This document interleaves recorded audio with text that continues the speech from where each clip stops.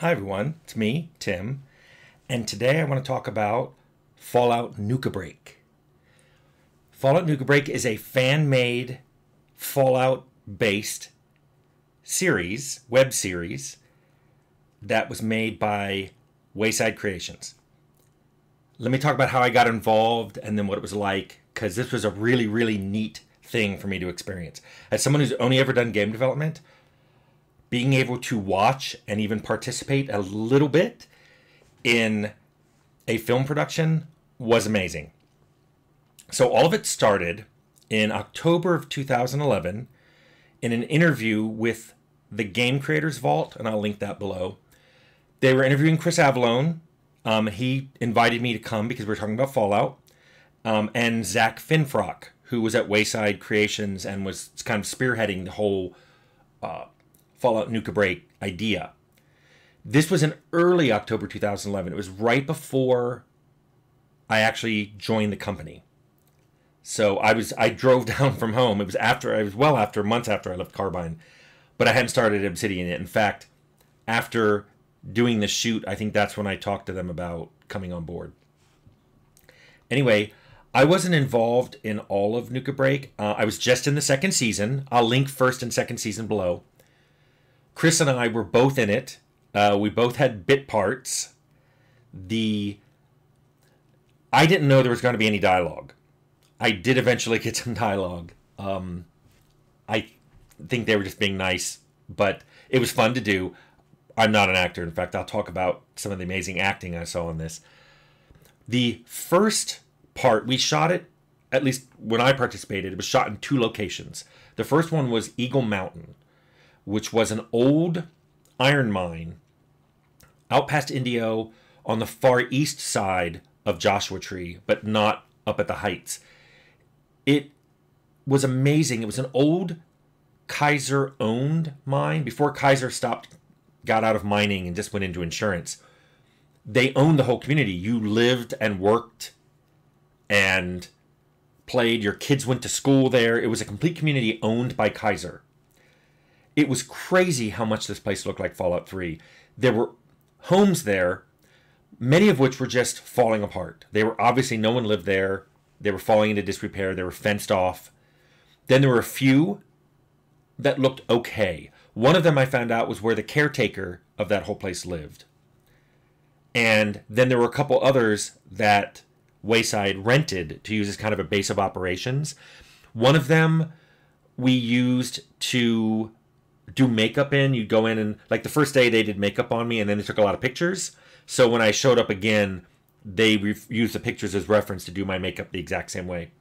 The other one, I think people were sleeping there. Some people were staying there overnight. Chris and I grabbed a motel room in Indio, so we didn't have to drive all the way from Irvine every day because they wanted us there at sunrise. And that was another crazy thing about the production. To make as much use as natural light, they wanted everybody there and in costume and ready to go by dawn. And then they would film to dusk, and even sometimes with using lights go a little past dusk. Crazy shooting schedule. The second place we shot was in a gravel pit in Santa Clarita.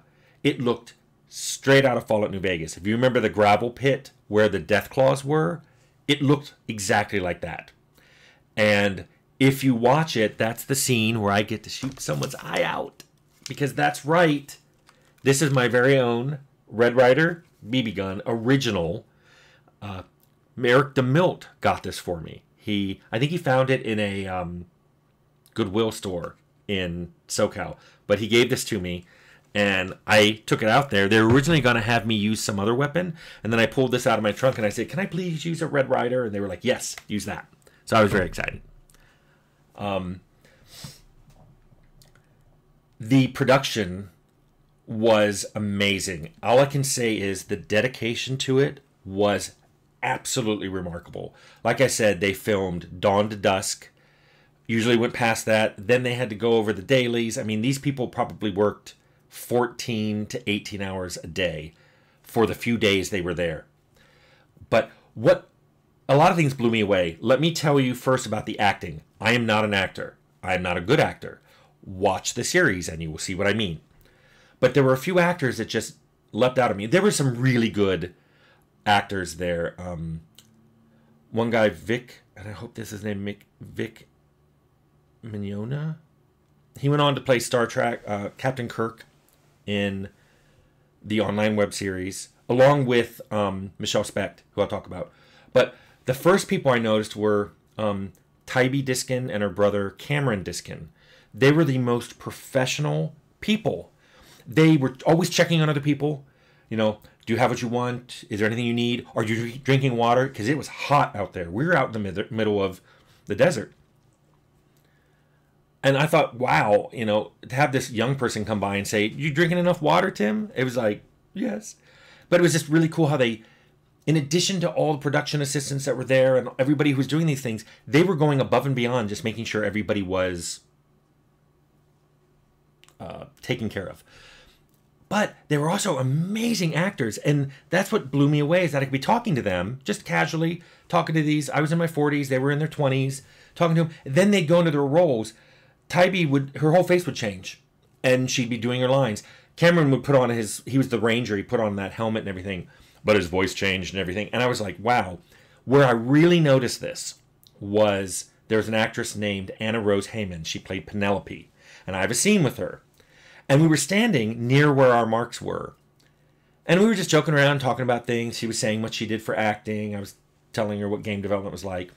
And then somebody said, okay, we're about to start shooting. And she stepped onto her mark, and her face changed. It was... Actors' faces are so morpheable. She was like, she went like, da, da, da, and she was just, I can't do it, but she was like, no, we were talking, and then she just went... Because her character Penelope was really innocent and sweet. And it was boom. It was almost like someone had done makeup on her, or she had put a mask on. She looked different. But the other one that I really, and I wanted to meet her afterwards because I didn't have any scenes with her. Michelle Specht was playing a character named Red. She was funny and scary. She made me think as if one of the B-52's singers, like Kate Pearson, went completely psychotic. She looked the role. It was amazing. I walked into one of the houses. They had the two houses there, and she was doing her own makeup. I think she brought her own gun. I was like, wow. And her character was hilarious and really good. And she, just like the Diskin siblings or Anna Rose Heyman, she could just, whoop. She'd be Michelle Specht, and then boom, she was Crazy Red. It was wild to watch that happen. Maybe this happens on all sets. I don't know. This was the first real acting set I'd ever been on. The props were amazing, especially because I got to see them close up. I mean, Zach Finfrock had made his own vault suit, and it looked good, and it especially looked good on camera.